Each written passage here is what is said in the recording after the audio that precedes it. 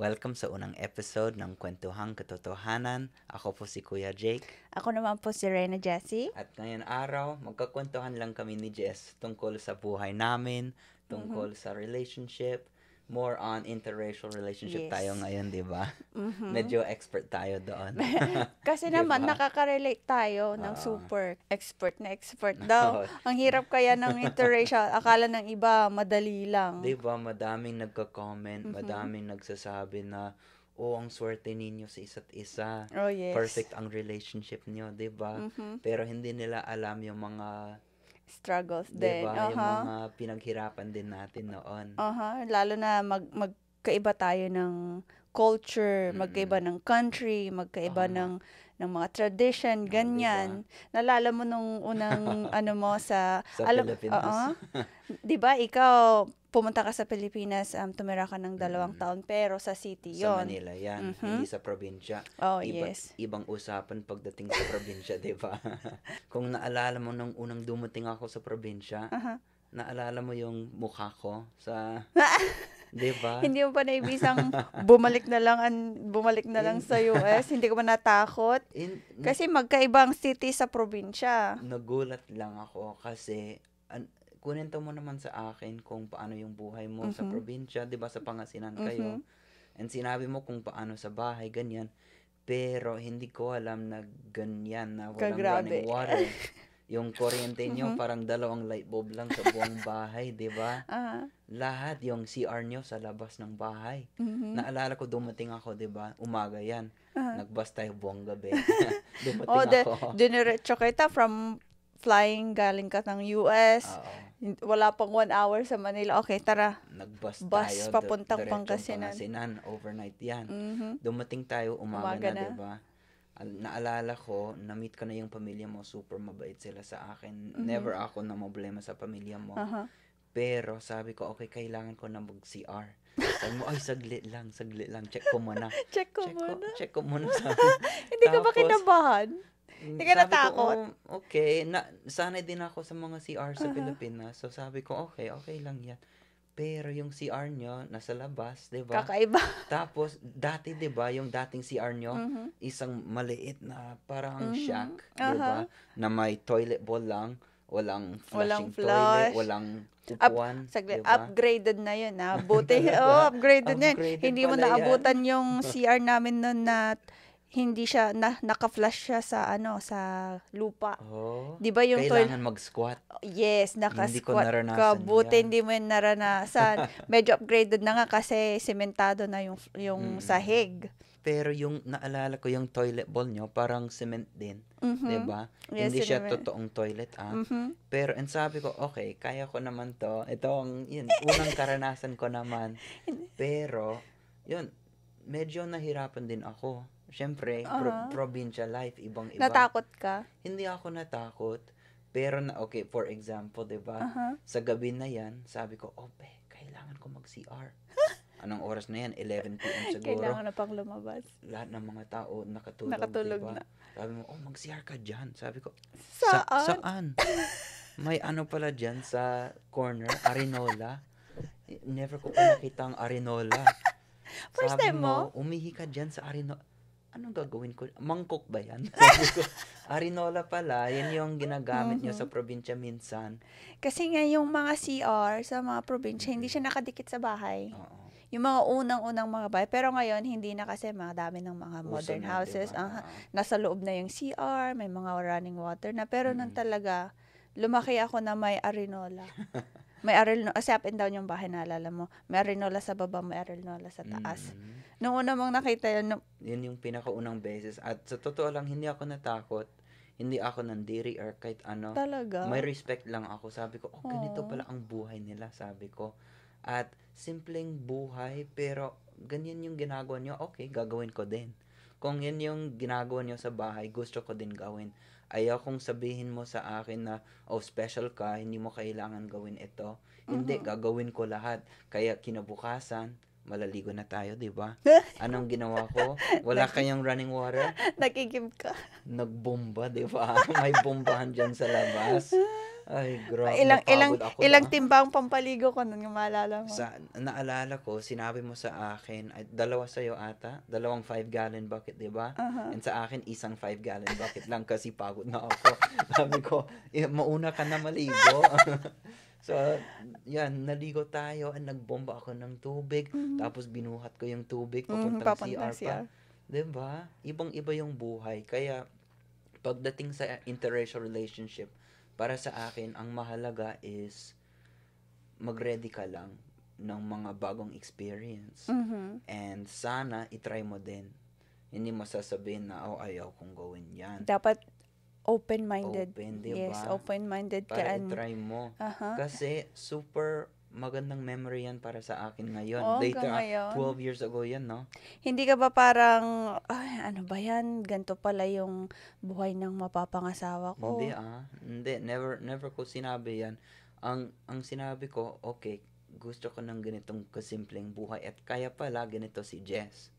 Kasi nakita ko doon ka lumaki, di ba? Super humble beginning, ganyan. Kaya super mabait ka, super maalaga dahil galing ka sa ganyan na buhay. Hindi ka naghahanap ng more, di ba? Hindi ka naghahanap ng mga mamahal na bagay dahil ganyan yung buhay mo doon Simple lang. sa probinsya. Kaya nagustuhan ko at hanggang ngayon ganyan pa rin sila, 'di ba, doon. At May least running water na sila. upgraded na sila. May Pero running water masaya na. pa rin sila sa ganyan na buhay. Gusto ni tate, 'di ba? Ayaw niya mag-upgrade. Ayaw niya. Yan yung gusto niya eh. Kahit Kasi- running water, sabi natin, 'di ba, kay tatay, sabi ko, "Tay, gawa tayo ng tangke dito sa bahay niyo." Ayaw niya sa una, 'di ba? Ayaw niya nung una. Tapos nung na-realize niya, ay oo, masarap pala. Kasi yun nga, nasubukan din nilang magkaroon ng running water, Diba? ganyan. Sabi na, oh, magandang, ano pala, parang upgrade. Mm-mm. Ano pala siya, kaya yun. Mm-mm. Ngayon, love na nila yung running water. Di ba? Pero nung na-try mo yan, and then bumalik ka sa US, Mm-mm. ano yung parang naisip mo? Or Siyempre, mas nagpapasalamat ako sa convenience. naging more appreciative ka? Naging more appreciative talaga ako dahil na-realize ko na napaka-convenient ng buhay ko na may running water pa lang. Halos lahat ng mga tao sa US may running water. Hindi ko Yes. alam na may tao pala na walang running water, nagbobomba Oh, yes. araw-araw. Buti nga bomba na yan. Yung iba talagang, anong tawag doon? Well, diba? Sinasalok Oo. nila doon and hinihila Mas yan. lalong mahirap, 'di ba? Mas lalo na Pero naman. para sa iyo pagdating mo sa US, ano ang mga bagay na nakita mo na baka nahirapan ka din, 'di ba? Syempre, bagong country, alam mo yun, lahat bago. Compare naman sa pinanggalingan Culture ko. shock, 'di ba? Oh, yes. Mm-mm. Tapos pagdating ko dito, ang lalaking building. Tapos mga bahay ang ang gaganda, lalaki ng mga lahat bahay. may running water, may hot water, ganyan.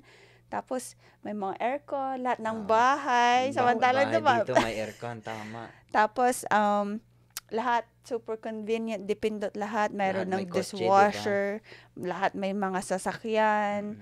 Parang normal lang. Sabi ko, what? Normal na pala to sa kanila. Samantalang sa probinsya, parang ang normal ko is iba. Ibang-iba. So, ito is parang super luxury na to lahat-lahat. Merong dishwasher, may mga stove, may mga oven, washer and dryer, may fridge. May fridge din kami nun, pero naalala mo naman, hindi namin niyo ginagamit, di ba? Saka lang na-on yun pagka may mga Pag may fiesta, bisita, ganyan, or may oo. bisita, Pag saka lang ando doon binubuksan. Nilalagay ko yung mga chocolate ko, yung mga meat ko doon, di ba? Tapos malamig na tubig kasi hindi ka Oo. makainom ng hindi malamig Hindi nun. ko kaya. Yan yung isa na hindi ko kaya kahit sa probinsya. Kailangan Dapat kong malamig. malamig na inumin. Kaya ginagamit ko yung ref niyo. At saka lang siya talaga nabubuksan pag Oo. nandoon ka. Pero pag wala namang something special, pag daily use lang naman, Storage lang, di ba? ginagawang taguan lang yun ng pagkain. Wala. Pinaglalagyan ng mga Oo. kung ano-anong gusto nilang itago. Mm-mm. So, yung pagdating ko dito sa US, sabi ko, wow, ganito lang. Normal na nila to. Normal. So, ano pa kaya yung mas dito? Yung mga mayayaman. Mga mayayaman. Ano na kayang feeling? Oo. Parang sobrang, syempre, nung una nakakagulat. Or Mm-mm. siyempre, nakakapanibago. Pero naka-ano naman, naka-recover naman. I think. Hindi ka ba na disappoint sa situation ko, 'di ba? Noon Oy, kasama ko si Papa sa bahay kasi kaming dalawa lang. hindi Pagdating naman actually kasi alam mo naman yung culture ng mga Filipino, 'di ba? sa bagay. Nakita mo na sa isang bahay, ilang family yung nakatira. Kahit na may mga asawa ng iba, mas pinipiling tumira muna sa magulang hanggang sa makapag-ipon. Tama. Ibang-iba yung culture dito sa inyo na at the age of 18, pwede na siyang humiwalay sa parents Diba? pag kaya na niya. Oo. Naku, kung ganyan lang dun sa Pinas, di ang ganda sana. Pero hindi sa Philippines. Iba-iba. Hanggang gusto mong tumira sa magulang mo kahit na may mga pamilya ka. Kung okay lang at lahat masaya, okay lang. As in, magkakasama sila sa isang bahay. So, Oo, sa bagay. sa akin parang wala, normal lang.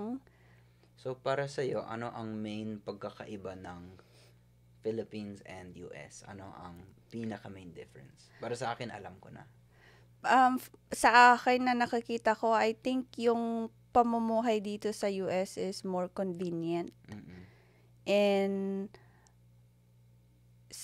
convenient, tapos parang lahat madali dito. Kung gusto mo magtrabaho, madali lang. Madali lang maghanap ng trabaho, walang discrimination, ganyan. Tama. Pero alam mo naman sa Pinas, dapat may mga qualities, May height. may height qualities, dapat at least 2-year graduate ng college, kahit na magsisales lady lang sa mall, ganyan. Okay, Dito wala. magtatrabaho lang sa Jollibee, di ba? Oh yes, Minsan kailangan din ng degree. Yes, lahat may degree.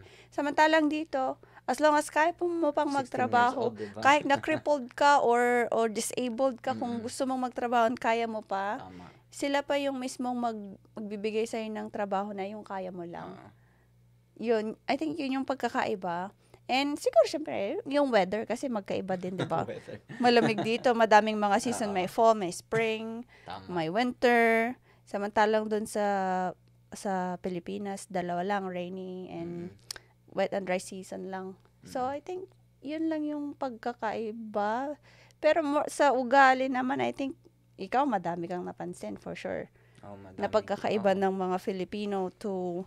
Siyempre, yung ugali ng Filipino, para sa akin, mas chill, mas laid back. Yung ugali, like, bahala na, di ba? Popular na saying yan sa Pilipinas. Oh, bahala na, diba? Or bukas na lang. Or Pero, dito naman sa US is buhay-trabaho, di ba? oh, yes. Tama ka na madali lang maghanap ng trabaho. Pero, yun lang Pero ang yun magiging lang yung buhay mo. Paggising, trabaho na. Hanggang matatulog na, di ba? Trabaho. Trabaho pa rin. 5 days, 6 days every week, di ba? Kaya, yan yung pagkakaiba para sa akin is, dito sa US, buhay, trabaho. More on go dito sa US. Diba? And, yun din, nakita ko sa Pilipinas, ang dami kalat na mga tao sa kalsada. Alam mo, nang saya lagi. Kasi parang chill lang yung mga pagising nila. Lalo na sa probinsya, di ba? Yan, chill lang. Doon lang sila palakad-lakad. Unlike dito, wala kang makikitang tao. Pagising mo na umaga, malinis yung kalsada. Wala kang nakikitang naglalakad. Tama. Walang maingay sa labas. Dahil nasa trabaho sila lahat. Pag-usapan natin ngayon yung mga struggle natin nung nag-uumpisa tayo. Hindi lang sa atin. Of course, madami ding nakaka-relate. As a interracial marriage nga. Mayroon nandyan yung long distance. Naalala mo nung unang nag-start tayo? Oo, syempre, naalala ko. Grabe. Nag-start tayo, LDR na, di ba? LDR na agad-agad. Online yung relationship natin. Syempre, kilala na tayo noon. Pero nasa US ako, nasa Pilipinas ka. Kaka-break lang kayo ni ex mo. Next. Tapos, tayo nag-start na mag-usap, di ba? Sa Facebook. Nag-message, nag-video call din sa Skype minsan. Tapos, doon nag-start, LDR na tayo. So, syempre, ano lang ang meron sa relationship natin, kundi communication lang, Communication lang lagi. Nag-communicate lang tayo araw-araw. Yan lang ang iniisip ko everyday. Okay, message lang ng message para mas lalo makilala ka, para alam ko yung background mo, kung sino ka talaga. At after ilang weeks lang, sabi ko, okay, kailangan ko ma-meet in person para sigurado ito yung yung tao feelings niya. mo. Para sigurado. Kaya nag-book ako agad, di ba? Wala pang 2 buwan ata, di ba? Nag-book ako. Ang sinabi ko pa sa'yo, oh, be, may surprise ako sa'yo. And sabi mo, oh, ano yan? And sabi ko, papunta ako dyan sa Pilipinas. Ay, Oh, kailan? kinikilig ako And I think 3 weeks na lang, no? Pupunta na ako. Mhm. Anong pakiramdam mo nung sinabi ko yan? Nung sinabi mong movie-visit ka, sabi ko, seryoso ba to? Pero nag-meet na tayo noon. Magkakilala Oo. tayo. Magkakilala tayo pero as a, ano ka As a nun? couple, hindi Yes. As a couple, hindi pa tayo nag-meet as a couple kasi Mm. nag-start nga tayo online. So, yung sinabi mong visit ka, sabi ko, kakaano pa. ba yan? Kinakabahan ka siguro. Tuloy na ba to? Magkikita na ba kami? Tototohanin na ba Mm-mm. namin ito? Ano ba, magugustuhan ba niya ako? Kasi kilala niya ako as a different person. Tama. At yung kilala kong Jessie noon, di ba, is yung Nakatira sa ka sa city. Manila. Mhm. Nagtatrabaho ka sa isang doctor, di ba? Mhm. Nanny ka noon. Yes. Yan lang yung alam ko. Tapos sabi ko sa sarili ko, ay hindi pwede. Dapat dalhin ko to sa probinsya Tama. para makita niya yung totoong Jessie. Sabi ko, Tama. papakita ko lahat kung ano yung ano ako sa bahay. Tignan natin kung talagang gusto niya ako at tanggap niya lahat ito. Hindi siya matatakot. Tama. And desidido pa rin siya. Sabi ko, baka siya na nga. Sige, tignan natin kung papasa siya. Sabi ko, bahala na. At naalala ko, sa totoo lang, nung pumunta na tayo sa probinsya, Mhm. tama ka, nakita ko ang other side mo. Ibang-iba, di ba? Ibang-iba ka sa pamilya mo. Paano mo nasabing ibang-iba? Kasi sa Manila, nagtatrabaho ka super Mhm. magalang. Uh-huh. Super tahimik. Ganyan ka lang, di ba? Super Lagi reserve. sa bahay. Yung pala Pagdating sa nagpapanggap. probinsya, ang ingay mo sa pamilya mo. Parang ikaw yung reyna ng bahay doon, di ba? Kaya medyo nagulat din ako dahil nakita ko yung ganyan na ugali mo. Hindi Pero hindi ko syempre, ba na ano sa ano ba to? hindi, Ibang nagulat lang ako, pero katangian. sabi ko, okay na okay siya. Kahit hindi siya laging ganyan katahimik, Mhm. syempre, super mabait ka pa rin, maalaga, super interesado ka sa pamilya mo, Mhm. and syempre, lumaki ka sa lola at lola mo, di ba? Mhm. Kaya super close kayo lahat. Kaya, nakita ko yung other side mo, and syempre, mas lalo na in love ako. Di ba? Hindi ka natakot Hindi ako natakot. kasi parang ibang tao. Kasi sabi ko kasi sa sarili ko, Mm-mm. hindi pwedeng okay, magme-meet na kami as a couple, sabi ko. Mm-mm. Hindi pwedeng hindi niya makita yung totoong ako. Tama. What if, alam mo yon, syempre, nagkatuluyan kami, magkasama na kami, and then one day, makikita niya, ganito Ibang-iba pala pa. to, ang kulit Diba? pala ng babaeng to, Hindi. or Nakita ko na super pasaway makulit pala. ka. Medyo pasaway. Pero nakita ko na pareho kang maalaga pa rin. nandoon pa rin yung caring. Ando doon pa rin. Super caring, super loving. Mhm. Lalo na sa akin, hindi nagbago yan ever. Hanggang ngayon. Diba? Nag-meet na tayo, di ba? After Mm. nun, yun na, yung isang struggle ng ng relationship is yung long distance. Oo, umalis din Yun ako yung- after 3 weeks. Yun yung mahirap na part. Super mahirap. Ang pagiging long distance, minsan hindi para sa lahat eh. Mahirap. Hindi. Mahirap talaga. Mahirap kasi kailangan sobra yung tiwala nyo sa isa't isa. Tama. Hindi nyo nakikita. Nakakapraning ka. Ikaw, hindi ka napraning. Kahit tayo, di ba, nahirapan tayo din doon. Kasi, syempre, hindi mo nakakita ang ginagawa araw-araw. At minsan, pag hindi magma-message agad, iniisip mo, bakit? Anong ginagawa na to? Oh yes, napaka-paranoid Di ko. ba? Lalo pa, magkaiba yung oras natin. Umaga Oo. dito, gabi doon. Sobrang mahirap. Matutulog ka na, gigising pa lang ako. Gabi na, anong ginagawa niya? Bakit hindi pa siya nag-message? Nakauwi ba yan galing trabaho? May Mhm. pinunta? Di ba, madaming tanong. Grabe, madaming Kahit time ako, na ganon. Di ba? Alam ko busy ka din sa trabaho at busy din ako sa trabaho. Pero, nag-communicate pa rin tayo. Yun, communicate. Tapos, nung nasa probinsya na ako, wala nang internet. Yun yung pinakamahirap kasi every Sunday lang tayo nag-video call, di ba? Once a week lang tayong pwedeng mag-video call. Hindi pa uso ang internet sa inyo. Wala pa. Meron naman may line naman na ng internet, pero mahina. Sobrang mahina. Kaya na lang, convenient na lang ng mga long Tama. distance ngayon, Yan So, yung dapat, siguro, mas maganda ngayon, no? Mas dapat madali. wala na silang problema sa atin nun. Kailangan pong bumili ng card para lang Calling makatawag, card, calling oo. card. Ay. Nakailang calling card tayo noon. Ay, makapal. Ganyan. May Hindi ko isang stack mahawak. ng kasi yun lang yung communication natin, di ba? Aha. And sinabi ko, never ka humingi ng pera, di ba? Mhm. Noon. Pero sinabi ko, Hindi, humingi ako konti. hindi. Sinabi ko, itong pera na to, bili ka ng madaming calling card. Ito lang ang communication natin. Sabi mo, tawag ka lang. Kasi usapan natin, isang card, per Isang day. araw, di ba? 1 hour lang 1 yan, hour di ba? lang yun. Good for 1 hour na Oo. tawag. Hirap yan, grabe. Tinitipid ko. Minsan Oo. mag-uusap tayo. Tapos Sabi na ko, yung isang hindi, tawag oras. ko ulit. Tawag ko ulit. Sasabihin ko, Tawag ulit. sasabihin mo, sigurado ka, kunti na lang yung cards ko, bili ko Bili ulit. ka ulit. Sabi ko, Pagpunta ng bahay, ganyan kasi ulit yan lang ang kakapal. meron. So, napakahalaga sa Relationship. LDR, kahit anong relationship, interracial or hindi, napakahalaga communication. Communication, Doon tama. tayo naging matatag, di ba? Yun yung foundation natin. Yung Communication nung una dahil nga long distance, ganyan. Pinakita ko sa iyo ang totoong pagkatao ko. Pinakita mo din sa akin ang Hindi totoong lang pagkatao. yun. Communication, syempre, dapat may trust ka sa partner mo. Naku, kung Alam wala ko, yun kang yung trust, mahirap sa mga iba. yung tiwala na kahit hindi mo siya nakikita, hindi mo alam yung ginagawa niya, alam mo na, alam mo yun, loyal Pati siya tayo, sa'yo. nahirapan din tayo, di ba? Oo, syempre, kasi ako nun, totoo, praning ako nun eh. It's like, sino na, nag-party ba tayo? Syempre, American, ganyan. Alam ko naman yung mga ugali ng mga American, mahilig mag-party, ganyan. Pero ako siguro, Pero ikaw, alam ko never naman na ako hindi ka nag-party. lumalabas ng bahay nun, Hindi ako lumalabas. bahay work ka lang nun. Diba? Kaya sabi ko, Siguro inisip mo, napaka-loser naman itong... hindi ikaw. Sabi nung iba, bakit daw, sa ngayon madami ng percentage ng mga interracial marriage, 'di ba? Tapos sinasabi nila, kaya yan naghanap ng ibang lahi dahil wala siyang, hindi siya swerte sa kalahi niya. Totoo ba yun? Hindi naman totoo yan. Kasi nakikidate din ako noon. Nung, May mga niligawan ka din na Meron din. kakulay.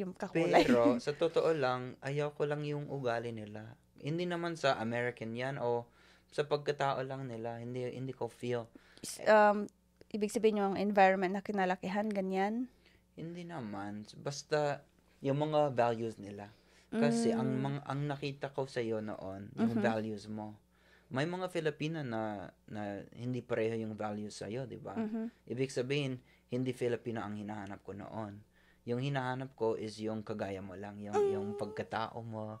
Wala, haba ng hair, Yan yung hinahanap ko. At totoo naman na yung Filipina is mas mahalaga ang pamilya, super masipag, So, yung diba? culture. Yung culture ng mga Filipino, totoo, yan yung hinahanap ko. Pero pag may namit ka noon na kalahi mo, pero yung culture niya is parang Filipina, may love ka ba? Siguro, hindi ko, wala akong nakita. Wala kang ganun Kaya never natin malalaman. Ang layo mo Diba? kasing naghanap, pumunta ka pa ng Kaya nga Pilipinas. yung hinahanap ko noon is nasa Tabor, Pangasinan pala. Ang layo. Nasa probinsya. Diba? Naghirap pa tayo. Pinaghirapan pa natin ang sarili natin. Yun yung part ng ng pinili nating Tama. pinili nating path na At maging super nagpapasalamat. Hanggang ngayon, super maayos pa rin yung relationship natin dahil sa mga pinaghirapan natin noon, di ba? Speaking of pinaghirapan, akala nila madali ang pagiging interracial. Hindi diba? porket accept ng both sides Tama. yung alam mo yon, both sides, yung mga culture ganyan. Mahirap kasi naalala ko isang part na super mahirap as a interracial couple. Sa side ko naman na experience ko is yung alam mo yung parang hindi ko alam kung inggit, but mostly naman yun yung nakakalungkot na kasi mostly sa mga Filipino din ko to naririnig na pag may nalaman nila, Filipina, Amerikanong asawa, alam mo na. Diba? Alam mo na ang niyan. It's iniisip either gold digger yan or green card lang ang hanap, diba? Ganyan. Kahit hanggang ngayon, hindi nila alam siguro na 11 years tayo kasal. May mga nagka-comment pa rin. Yes. Uy, naghahanap lang yan ng green card tapos aalis siya. Talaga, hindi mo ba alam 11 years na? Yes. Citizen na to ng US? Yun yung nakakalungkot lang minsan kasi ganun yung mentality nila. Never na yung mga old generation, pero yung mga younger generation naman, Medyo nakakatawa naiintindihan kasi din medyo open sila na, especially ngayon, madami ng cases ng mga interracial, parang normal na lang. Tama. Pero nakakalungkot lang talaga na ma-experience din ng personal. Hindi lang yun, ha? Akala nila madali, okay, interracial. in love, compatible silang dalawa, ganyan. Dalawang Hindi. culture, nagma-meet, diba? Mahirap kasi nga may mga nagsasabi na, hindi sila bagay. Ay, ano ba yan? Alam mo Diba? yung mga Totoo. nakakalungkot na marinig na sasabihin, ay, mukha siyang katulong. Diba? Parang, ang hirap namang mahalin ni Kuya Jake. Kailangan, alam mo yung gigising ka everyday na, alam mo yun, parang itaas mo yung standards mo para lang mapatunayan na perfect ako sa'yo or bagay ako sa'yo or alam mo yun, para lang ba makaabot kung nasaan ka. Kasi masyadong mababa yung tingin nila sa isang part. Tama. Basta sa interracial, Siyempre, ganyan. mahirap talaga ganyan. And yun yung isang part ng interracial relationship na baka hindi iniisip yung mga iba. Na may mga tao, kahit forever na yan, diba? Kahit hanggang matanda na tayo, siguro sasabihin nila yan. Pero kailangan lang maging thick skin, diba? Ang tawag. Sa ngayon, pag may naririnig pa akong mga ganyan na mga, ganito. Ay, ano ba yan? Mukha siyang kabayo? Ala. Ano ba yan? Ang itim-itim niya, mukha siyang tsaka or ano ba yan? Kuya Jake, yung asawa mo, ganyan. Parang wala na lang. Okay, sabihin nyo lang yung Bahala gusto na nyong kayo. sabihin. Masaya lang. Baka hindi lang sila masaya sa buhay. Sabi, inaano ko na lang is, maging open-minded lang din. And, alam mo yun, madaming mga tao kasi na nakakapagsabi ng mga ganyan. Because it's either, iinggit sila or they want what you have, ganyan. Kaya may mga nasasabi silang ganyan. So, paniisip ko na lang, parang ignore mo na lang. ignore and at the same time natutuwa. Bakit ka mo? Bakit? Inggit sila. Nasa akin yung gusto nila. Talaga Parang Grabe ka naman. ganun na lang yung iniisip ko para kaysa naman dibdibin mo. Ano mangyayari kung lagi mong iniisip na ganyan, di ba? Oo. Diyan na masisira yung relationship nyo and kayong couple na din yung maaapektahan. So, parang, wag na lang pansinin. Tama. Naalala mo nung unang dumating ako sa probinsya. Siyempre, alam ko naman na lumaki ka sa lola at lolo mo. Kaya wala doon yung papa mo, wala din doon yung mama mo. Yung mama mo sa Hong Kong noon. Yung papa mo wala sa buhay. Di ba? Walang kwento sa buhay. Pero, naalala ko, kinakabahan ako. Kasi makikilala ko yung lolo mo. Iniisip ko agad, okay, anong sasabihin ko sa kanya? Siyempre, nagtatagalog ako noon. Pero, medyo natakot din ako kasi hindi ko alam, baka iniisip niya, sinong Amerikanong to. Sa totoo lang, nung sinabi kong, Tay, may uuwi ako dyan, may kasama akong boyfriend. Hindi, sinabi ko foreigner, pero hindi ko sinabi nagtatagalog. Anong sinabi niya? Foreigner, paano namin kakausapin yan? Mag-English kami. Sabi niya, basta tignan nyo lang kung kilatisin nyo lang kung papasa ba sa tag nito, sa standards nyo. Kasi sa family namin, hindi lang tayo yung interracial sa family. So, meron na yung dalawang tita ko and then tayo. Pero at that time, meron na si tita. Married siya sa isang diba? British. So, iba din yung culture and ugali ng mga British. And sabi ko, American ito this time. Sabi ko, kayo nang bahala kung papasa, sabi ko. Pero hindi ko sinabi nagtatagalog ka. So, yun, pagdating mo, kwento mo, kung anong nangyari, natatakot Dumating ka. ako, nakilala ko na yung lolo. Siyempre, nagmano po ako mano sa po. kanya. Dapat lang. Pogi points. Kailangan. Tapos, tinagalog ko. Hindi ko alam kung nagulat sila, pero tinagalog ko sila at, hello po, ako po si Jake, ganito, ganyan. At tapos, after ilang araw, naging medyo close naman tayo lahat, diba? Ng pamilya mo. Tapos, naalala ko, okay, sigurado na ako sa'yo, after ilang araw pa lang, may dala pa akong sing-sing. And naalala ko, iniisip ko na, okay, syempre, kakusapin ko muna yung lolo mo para humingi ng hand mo in marriage, diba? Aba. So, iniisip ko, okay, anong sasabihin ko sa kanya? Naalala ko noon, isang gabi pagkatapos kumain tayo ng dinner, lumabas kami ni tatay sa harap and umupo lang kami doon. And sinabi ko, Tay, mahal ko ang apo po ninyo. Gusto ko magpasalamat na tinanggap nyo ako dito sa bahay nyo, sa pamilya nyo. And sinabi ko, ito yung balak namin ni Jess na gusto po namin ikasal, ganyan.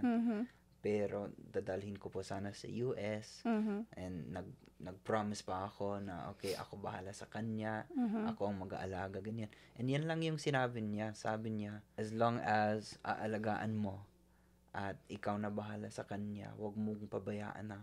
Lalo na sa US, wala siyang pamilya doon, wala siyang kilala doon.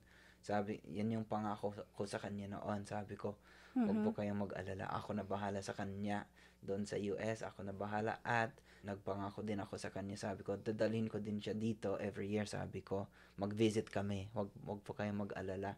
Makakita niyo yung apo niyo every year. Aw. Kaya sabi niya sa akin, nagbigay din ng blessing. Sabi niya, Okay, okay go. lang yan sa Sabi niya. akin. Huwag mo lang pabayaan ang apo ko, sabi niya. So, syempre, sa palagay mo, sa palagay ko, okay lang yung, Was, naging okay naman yung buhay mo, hindi diba? ko alam. Siguro dahil napaka-soft-spoken mo siguro, kaya nakuha mo yung loob nila and nakita naman nila siguro na sincere yung mga sinasabi mo. Sa totoo lang, mahigpit sila tatay nun. Yes. Kunento mo nga eh. And Super mahigpit ilang pala taon sila. tayo? Ilang taon tayo lang nun? Like 21? 21 pa lang 20, tayo noon. bata pa lang tayo. Sabi ko Oo. sa'yo, bawal magpatulog ng boyfriend. Takot kang magpakilala ng mga, kung may boyfriend ka man or Diba? manliligaw, natatakot kang papuntahin sa bahay kasi talaga mahigpit si tatay. Oo. Pero pag sa'yo, parang, Nakita siguro okay nila lang na ba yan? napaka-sincere ko sa'yo na, and syempre, pag magkasama tayo, parang Oh, yes. inseparable, di ba? Dikit-dikit lang Dikit-dikit. tayo. Grabe. Nakadikit. Di ba? Siguro natuwa sila din doon. Kaya sinabi nila, okay, Okay. pagbigyan. Approve, sabi ni tatay. Approve. Ang totoo, di ba? Every year tayo umuwi para makita mo ang pamilya mo. Mhm. Hindi ako nagsinungaling kay tatay. O dapat take note din nila yan in an interracial relationship. Meron sa isang part na magigive up ng Tama. not magigive up ng culture or kakalimutan na lahat. I Oo. mean, magigive up ng isang country kasi siyempre pag nagkatuluyan ka mag-asawa na pag-uusapan niyo, okay, Oo, saan tayo titira? Tama. Pag-uusapan niyo, as sa atin naman, we decided na okay, sa US tayo. Oo. Alam mo yung nung napag-usapan natin na sa US tayo magano. Alam mo yung feeling ko noon that I don't know kung madaming naka-feel din nito. Kasi mahirap. Oo. Kasi aalis ka, iiwanan mo kung ano yung lahat ng anong meron ka. Oo, lahat Although ng wala alam mo. naman, walang mga ari-arian ganyan. Yung parang kinalakahan mo, Oo. yung pamilya mo. Siyempre, mahirap. Mahirap. Nakakalungkot. Tapos pupunta ka sa isang lugar, Tama. sa isang bansa na first time mo makapunta, wala kang kilala. Nakakatakot kaya. Nakakatakot. Yung feeling na paalis pa lang. Naalala mo nung aalis na tayo. Sabi ko sa kanila, walang maghahatid. Gusto nila maghatid. Sabi, wag na. Sayang pamasahe, sabi Dito ko. na tayo mag-goodbye, sabi mo. Sayang pamasahe, sabi ko. Pero sa totoo lang, ang sakit. Parang, Siyempre, masakit. nakakalungkot na. Parang alam mo yung feeling na, alis na ako, makikita ko ba sila?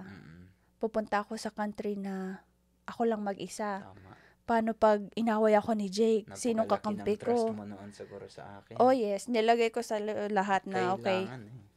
dapat lahat ng pinangako mo na ganto ganyan, na alagaan mo, kung hindi mo ako papabayaan, gagawin mo dahil on my part, ito yung i-give up ko for you, kaya dapat lang na tuparin mo. But until now, yung promise mong every year, umuwi tayo every year. Tama. And super grateful ako doon. And yung mga promise mo, hindi mo pababayaan, ganyan. It's like 101% lahat. Lumagpas pa. Ala, iyak na yan. Huwag kang iyak. Naalala ko lang, mahirap na, lalo na alis na ako. Siyempre, mahirap. First time sumakay ng airplane, lahat first time. Napakalaking sacrifice mo. Kaya, siyempre, hindi ko inignore yan, di ba? Alam na alam ko na yan yung isang malaking sacrifice mo para sa akin, para sa atin, di ba? Kaya, sinabi ko din sa sarili ko noon, okay, babigyan ko to lahat. Itong relationship natin, nasa iyo na lahat. Kaya, nakita mo naman tayong dalawa, ito yung ginawa nating buhay after ilang taon na napakaayos na ng buhay natin dahil sa pinaghirapan natin noon. Oh yes, diba? we started then very Naalala Walang ko, wala. walang-wala. Naalala ko, kakakasal lang natin and sabi ko, alam mo naman na wala akong kadala-dala. Kahit Wala. ano, it's like, Oo. siguro nasa $100 lang ang pera ko pagpunta dito. It's Siguro. like, wala lang, pocket money lang Diba? pang travel. Tapos, I just found out na after ng wedding natin that Wala din akong pera. wala ka din palang pera. Although, hindi ako nag-expect na, kasi sinasabi mo naman, na ganto-ganto lang yung buhay nyo, ganyan. And nakita ko din, Tama. nakakatakot. Diba? We're just 21. Batang-bata. 21 At newlywed. siguro, yan ang ikukwento natin next time, no? Mhm. Yung buhay natin pagdating mo dito sa US, yung unang taon ng marriage natin, Mhm. lahat ng mga pinaghirapan din natin ng newlyweds, Oh, yes. kung paano Mahirap. tayo nabuhay sa first apartment, siguro yan ang next Kung episode, di kung ba? pag-uusapan natin lahat in one episode na kung hindi na tayo matatapos. Diba?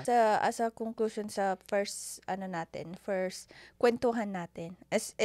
Chismisan pala nating Chismisan. mag-asawa. Oo. Sarap mag-chismis. Yes, siguro masasabi ko lang in interracial, kasi yun nga yung pinaka-main topic natin right now, is siguro mag-a-advise na lang Mm-mm. sa mga taong nasa or binabalak pa lang na magkaroon ng mga interracial couple is I think dapat anong maganda? Dapat maging open-minded, di ba? Open-minded, hindi madali. Oh, hindi madali. Yan yung isa, akala mo siguro Akala madali. Sa Madali. foreigner, sa ibang tao, di ba? Oh, Pero hindi madali. Lahat ng relationship, kailangan mag-work. Yes, Diba? kailangan, mahirap talaga and Mm-mm. dapat pag-workan yung dalawang couple kung ano yung Tama. makakabuti sa relationship nyong dalawa. Ang bilis ng oras. So, maraming salamat po sa panonood ng unang episode ng Kwentuhang Katotohanan with Kuya Jay. And Reyna Jessie. And next time, madami pa tayong pag-uusapan. And kung may gusto po kayong topic na pwede nating pag-usapan sa mga Mag-comment lang susunod kayo. na episode, mag-comment lamang po kayo. At hindi lang yun, kung may mga na-experience din Oo, sila at kung sabihin nyo lang. Oo. paano nila na-overcome yun. Pero magandang pag-usapan next Tama, time, oo. right? Pwede. So yun na nga po, maraming salamat po at kita-kits po sa susunod na episode. Ingat po kayo.